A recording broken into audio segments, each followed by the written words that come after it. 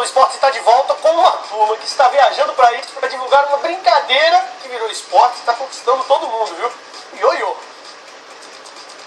Sobe e desce. Se você pensa que ioiô é só isso, é porque não conhece essa turma. Primeira manobra básica chamada de dorminhoco. Vai lançar, ó, cordinha esticada, conta 1, 2, 3 e subiu, pegou. Segundo, cachorrinho passeando. Lançou o dorminhoco, rolou no chão, au, au. O terceiro é meia volta. De aqui, vai para lá, aqui e pega. Aqui, meia volta e pegou.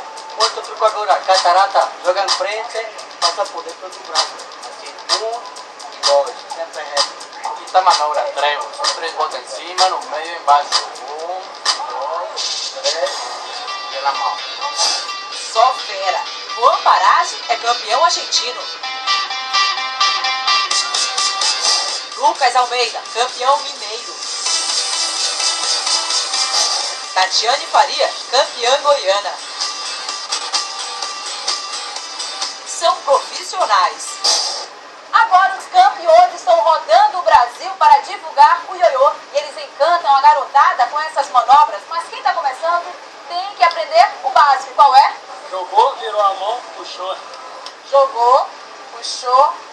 Não tá fácil para todo mundo, né? Tem que praticar. A ideia é essa, fazer com que as pessoas pratiquem ioiô. O mais que me encanta é de ensinar as crianças e elas aprenderem com facilidade.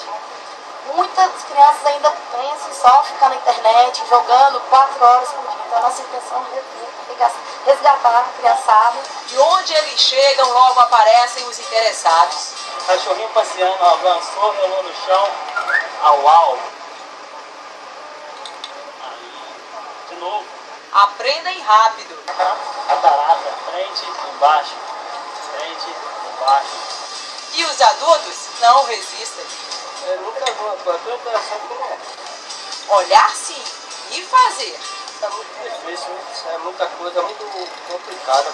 Tatiane tá aí pra isso. Dedinho no meio, segurou, jogou, virou e foi. Tá vendo?